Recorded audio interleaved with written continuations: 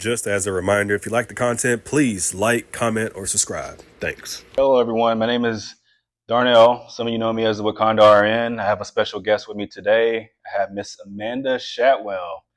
All right, we have a lot in store for you guys today. So starting out, how are you doing? I'm good. How are you? I'm doing well. Good. So I read a little bit about you. You can correct me if I'm wrong. Okay. So you're a former EMT. You've been an RN in the emergency department. You're currently an LPN coordinator. You've been an RN clinical instructor. Is that right? Okay. All right. You got your master's in physiology, educational psychology. Yes. Thank you.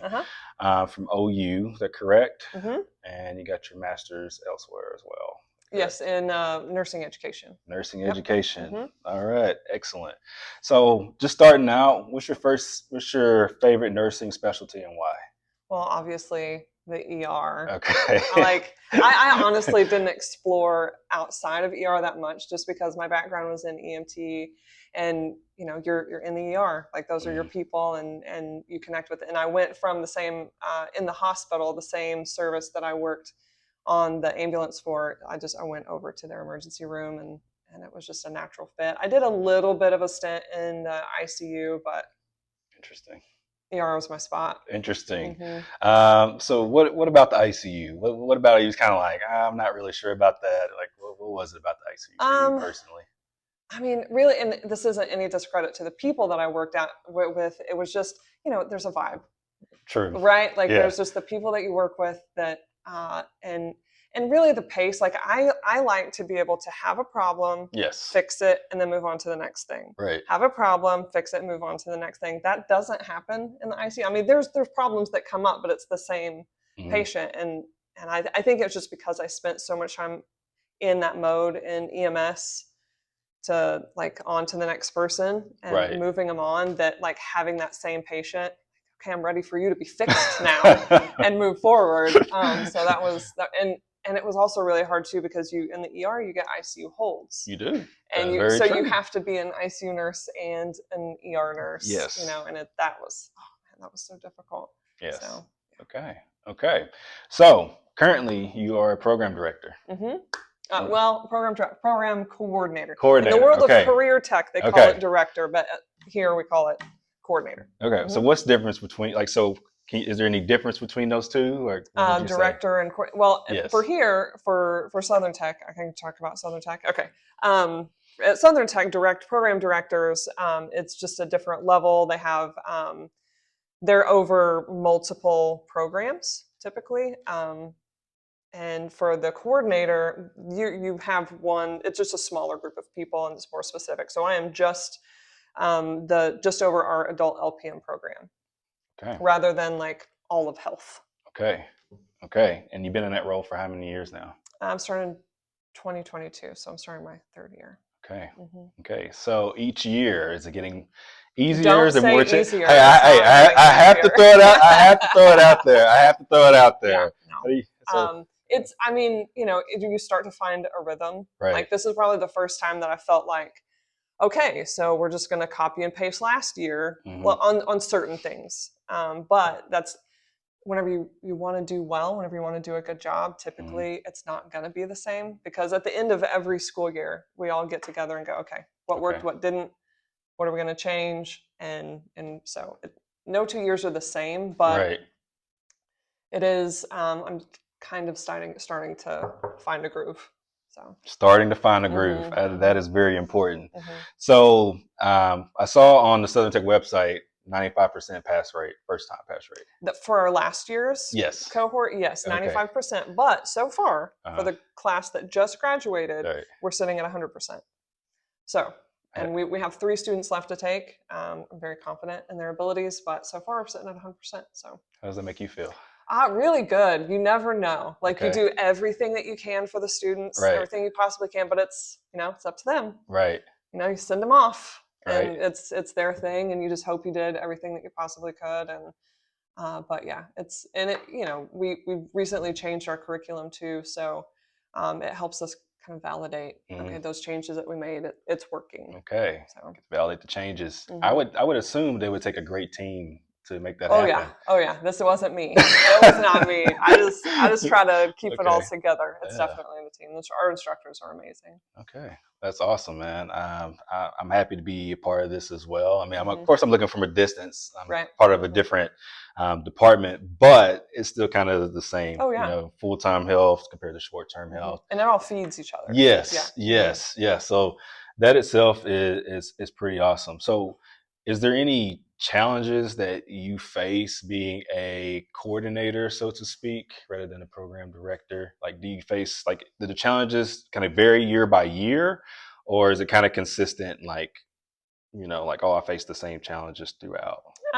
Well, like, we definitely see patterns, and we try not to, like, knee-jerk react to things that, like, oh, this is a problem. Well, that might just be for that group. Right. And so we try to track and trend and see, and like, if we're seeing that being a consistent pattern, then okay, this is something that's a thing. Because each cohort is so different. The personalities, they each have their own thing. And so you try, but like, for example, one thing that we really started to see was a trend was we used to track attendance weekly, right? And so if a student, like, most of our students are working mothers, if not working single mothers. And so all it takes is the flu to come through, and one kid's got it, then the next kid's got it, then the caretaker's got it. And we're a hybrid program, so they really, you know, they have to come in here and they have to clock in hours. That's a hit, and that's a hard hit for them to make up for. And so I started to see a problem, and not just missing the hours, but the stress of it. And so we made a shift in our attendance policy. They're still accountable for the same amount of hours, but we're more flexible. They get to accumulate those hours rather than it just be weekly. It gets to build up. And so that allows them to be able to have a bad week. It's okay. But they have to know, when I'm having a good week, I need to take advantage of it. Right. And so, and they learn that, and they're still, you know, still have ones that have their struggles, but it's definitely better. And we've got a lot of really good feedback on it. So that's an example of, like, something that we would see a problem and adjust. I like that. You said hybrid program. So for some people who may not understand what you mean by that, can you expound on that? So our students don't come in. So a traditional format would be that they come in Monday through Friday. They've got lecture, and they sit through lecture, and then they take a test. Our students, they have one review session. It's not a lecture, it's a review session. All of our content is available to them online.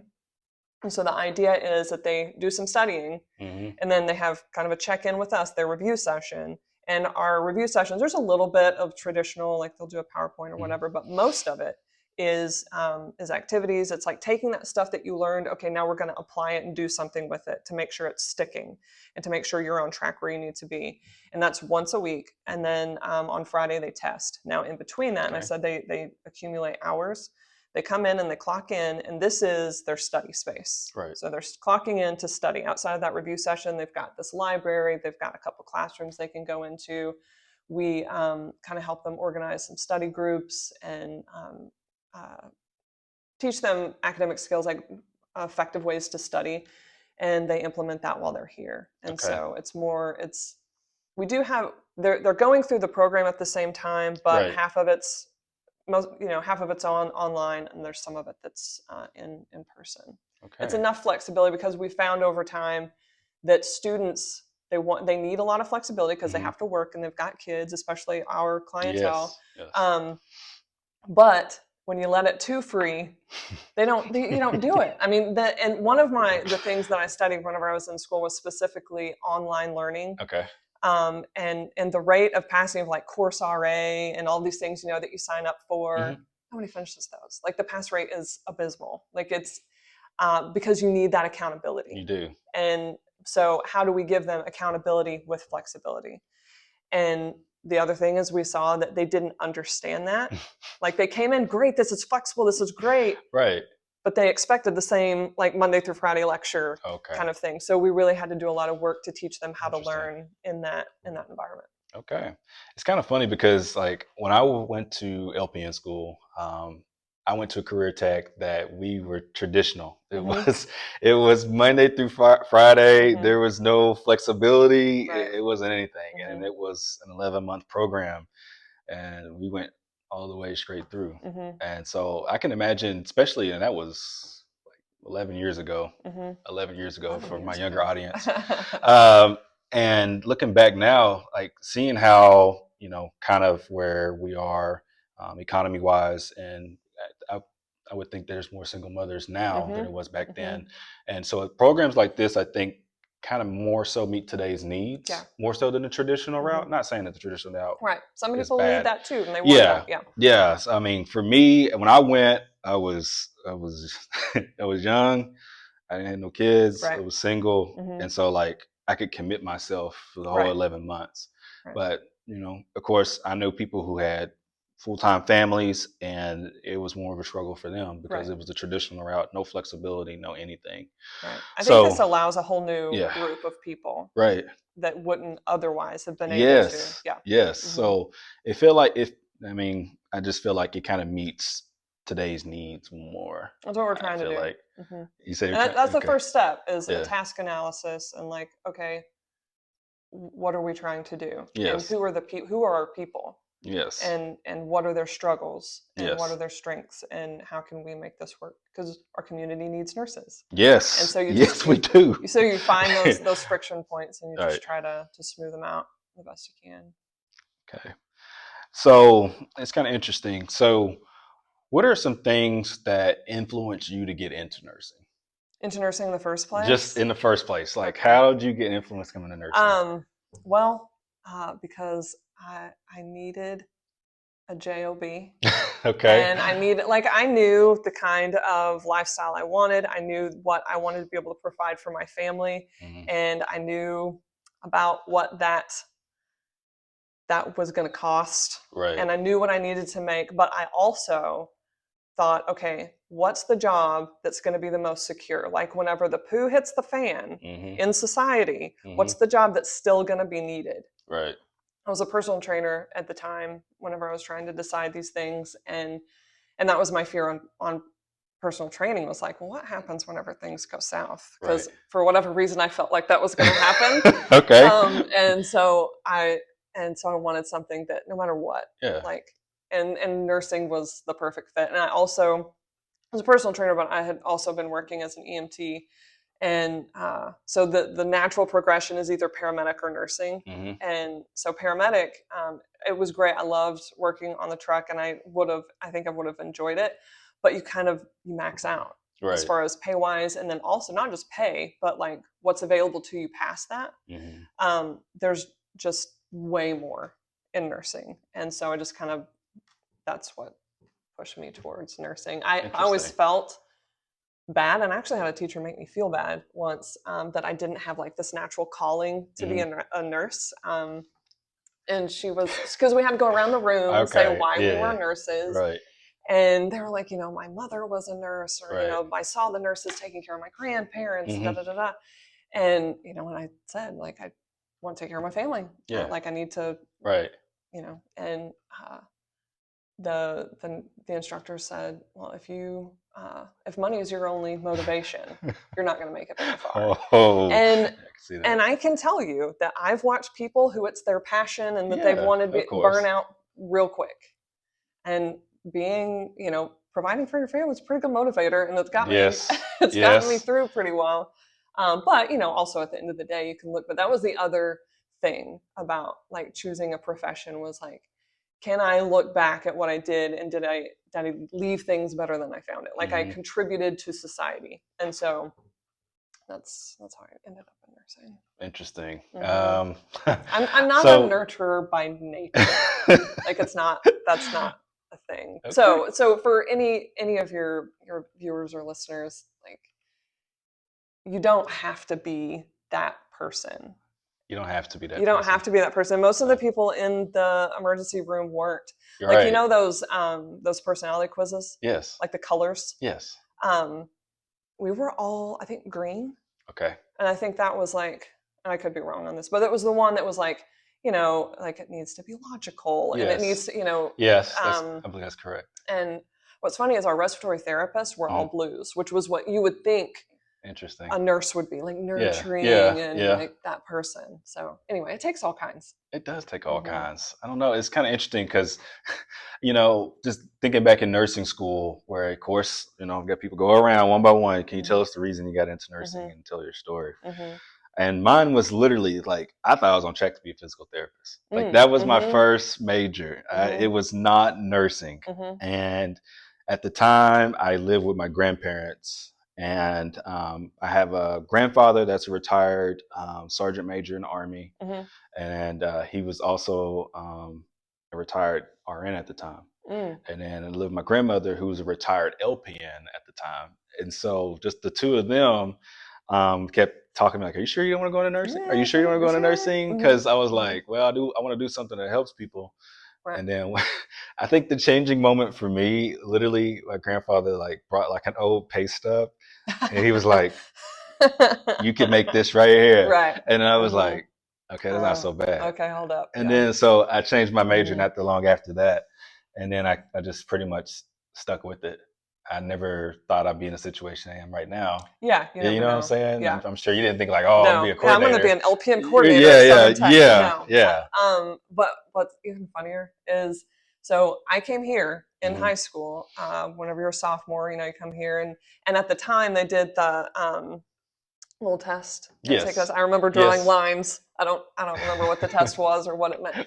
But anyway, they gave the printout of what it was, and the very top was nurse. And my response was, ew, no. Right. Like, because you think when you're a kid, we think what a nurse is. Yeah, of course. Like, ew, cleaning people. And so I think, working as an EMT and seeing the ER nurses do what the ER nurses do, like, oh, okay, well, that's not too terrible. I think I might be able to do that. Yes. But anyway. Yeah. There was a point where I thought, like, these people are really smart. I don't know if I could really do that. Like, they are crazy smart. You are right about that. Like, it was intimidating. Yes. Yeah. Yes. Yeah. Clinicals, my first clinical experience with emergency room nurses really opened up my eyes. I'm like, am I prepared for this? Right. Am I sure I want to do this? Yeah. But so I definitely feel you there. So what advice would you give to people who are considering nursing? Maybe somebody's thinking on the fence. They're like, should I do nursing? Should I turn my application in? Like, what would you say to those individuals? All I know is my experience, right. and given the parameters I had on the profession, it fit all the things. Like, it's provided well for my family. Things did hit the fan, and it's still needed and needed even more. Yes. You can actually make even more money now. Yes. There are loads of opportunities. Like I said, like bedside, I really knew from the beginning I wasn't necessarily going to be bedside the whole time, but I had to put my time in, and I needed to learn as much as I could. And plus, you don't know. You have no idea how things are going to work, and don't think you do know how things are going to work. And so like it met those things, and I was able to progress. But I will say, whenever even younger, because there were a whole lot of other options before I got to EMT and personal trainer. There was a whole long list of things that I wanted to do. And at one point it was firefighter. And my uncle, who's a firefighter, said, okay, get your EMT. And he said, worst case scenario, you've got these really awesome skills that can serve you in life anyway. Right. So, I mean, it's worth it, if you're on the fence and you're thinking about it, go get a job in a hospital or in a nursing home, even like custodians, like whatever, like just get in the building and see it, because you won't know really what the day-to-day life of it is until you're in it. Right. If you think, oh, ER would be super cool. Hey, there's entry-level jobs that can get you in the emergency room. So yeah. Okay. That would be my advice. Interesting. I mean, I guess to kind of piggyback on that, I would definitely say that volunteer work is very important. Oh yeah. Absolutely. Shadow work is very important. If you are on the fence, you're not sure, maybe you've seen some stuff, Grey's Anatomy maybe, Mm-hmm. and you're not, Right. and you're not exactly sure, I would definitely call a local facility and ask if they do any type of shadow work whatsoever. Absolutely. You know, see what they do. You know, get your feet wet, get your name out there, and you never know where it could lead. Right. So I would definitely say do some shadow work for sure. For sure. I do want to talk about the direction of healthcare. Okay. I feel like this is something like, you know, not necessarily new to a lot of people, but it's something that still needs to be talked about. You know, nurse burnout, nursing burnout. You know, a lot of nurses burn out within the first 3 to 5 years, and they burn out pretty quickly. Why do you think burnout for nurses is such a big deal? Like, why is that a thing right now? Because people's lives are literally in your hands, and it's heavy, and it's a heavy load to carry. And, you know, you think about if you were to carry around, you know, a boulder, right? It's going to wear you out faster. And unless you know how to carry that efficiently and effectively, and how to share that load, and how to manage that, it's just so much to carry on, and you can. And knowing who you are and how you process, and, you know, maybe your you know, empathy is great, but empaths take on a lot. They do. And if you don't know how to process that, like observe, not absorb, it can get hard, and it just takes too much. It's not what humans are built to do. It's not natural for us to carry that much in this way the system is set up. Whenever you're working shorthanded and you've got too many people, and and you're just constantly drowning. We're not meant to constantly drown. And it's just too much on our systems and our mental health to be able to think that we can function that way. I think that's why in the ER, whether it's good or bad, we learn to disassociate so much, just because you would drown even faster. Oh yes. And I would imagine it would be the same in like hospice and things like that, where it's just so intense that we disassociate, and, you know, dark humor, or, you know, maybe we don't come across as nurturing, or, you know, as others might. Don't say. Because we have to, like, okay, what's the next job? Here we go. But some of it is just to survive. So I agree. What's some ways that people can avoid burnout?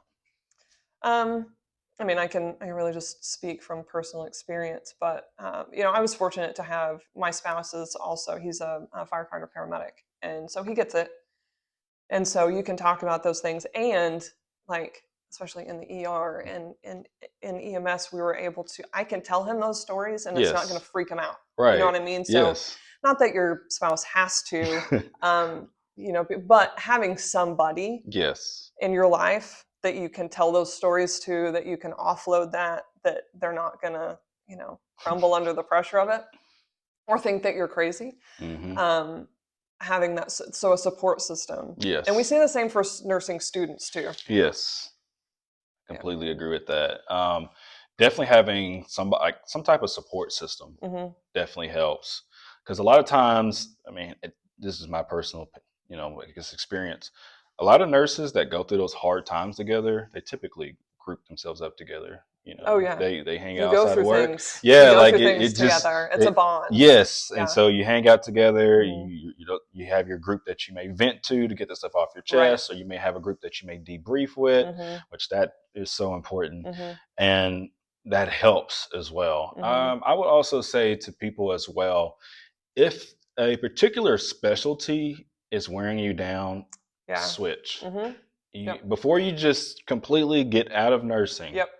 I want people to know, if you are a person that's on the edge, like, I'm not sure if I want to do this anymore, you are valued. Absolutely. You are truly valued. May not feel like it. Yes, you are loved and you are valued. And also, you may be better suited in another specialty. Okay. So you did emergency room, you know, maybe med surg is your thing. If not, maybe ICU, or maybe a clinic setting, or, I mean, there's so many different avenues of nursing now. Plus, you put so much time in. Yes. That would be the hard part for me. Is like, you put so much time and effort into that. into that license that you have. Like, don't let it all go to nothing. And there's so many skills that can be applied to so many different things. And like you said, like there's a need.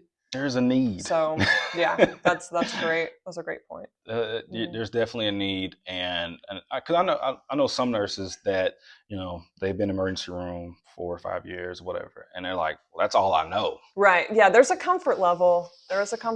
Yeah. I'm like, that may be all you know, but have you tried something else? I'm sure you have too over the years, have had hard conversations with coworkers that may be like, I don't know if nursing's for me anymore. I don't know, like the grind is too much or whatever. And I've tried to tell them over the years, like, you do not have to stay in this specialty. Right. We understand, like, you're not a coward if you decide to go somewhere else. We won't think any less of you, because we understand, like, how dire nursing is right now. Yeah. It feels like, I don't know if you feel this way, but nursing feels like it's getting more advanced, like, you know, in terms of, you know, disease processes, technology, treatments, you know, of course, insurance is its own thing.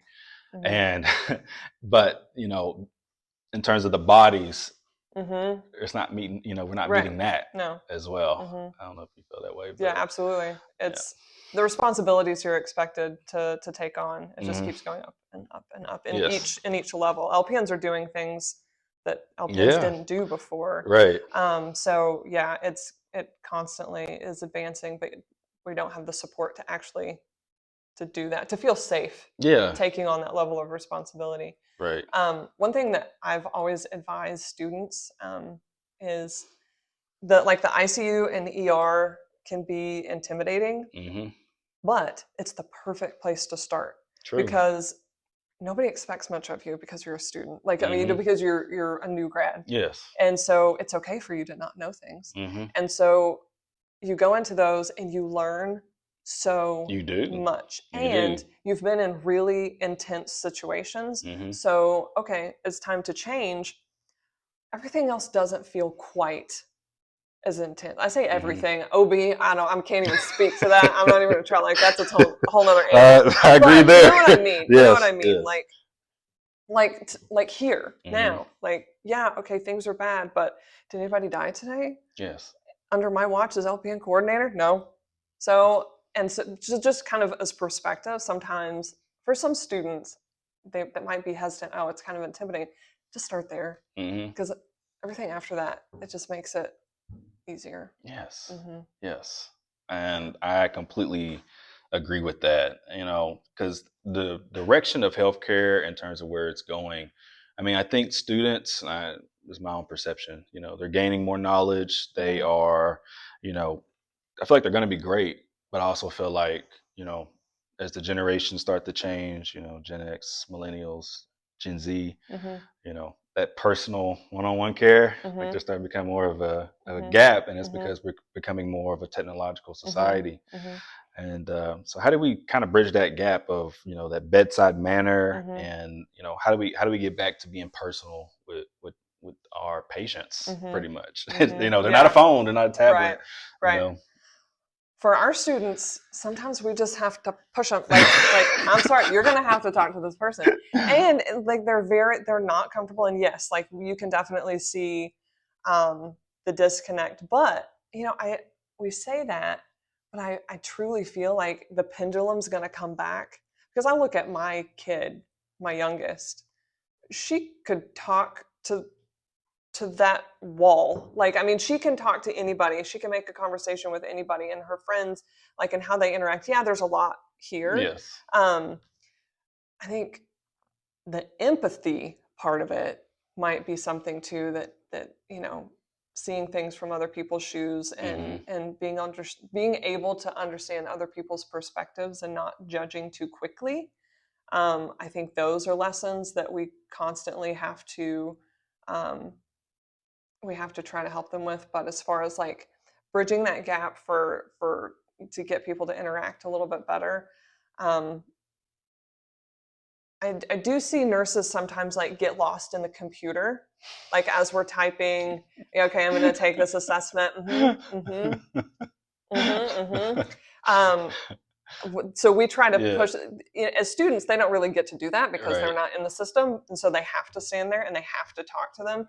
That is definitely something that we try to instill in them. And we have whole, like, our curriculum, one of the curriculum pieces that we use has whole units specifically dedicated to civility. Okay. Like, that's the point that we're at. Like, it has their own unit to be able to how to speak to people, how to deal with, disagreements and things like that amongst their peers in school, and then during clinical, and then whenever they graduate. So, like, they're getting it. Like, it's built into textbooks and built into curriculum now. So we have the pieces there. It's just really holding them accountable to it and not letting them squirm out of it. Okay. So. Okay. And you're just going to have better patient outcomes. Right. Well, Amanda, I would love to keep you more.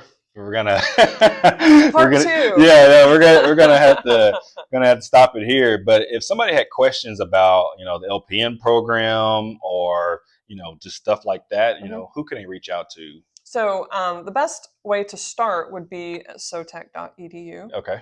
And then you can Google LPN Program Southern Tech, and that will take you actually straight to our site. And we have a whole information packet. We have that website's got lots of resources. And then if you're like, you know what, I just want to talk to somebody, that's where you're going to find the phone number too. Okay. All right. Awesome. Amanda, I appreciate your time. Thanks for having me. This was fun. All right, family. This is your Wakanda RN with Miss Amanda Shatwell. I appreciate you guys being here. I love you guys, and we're out.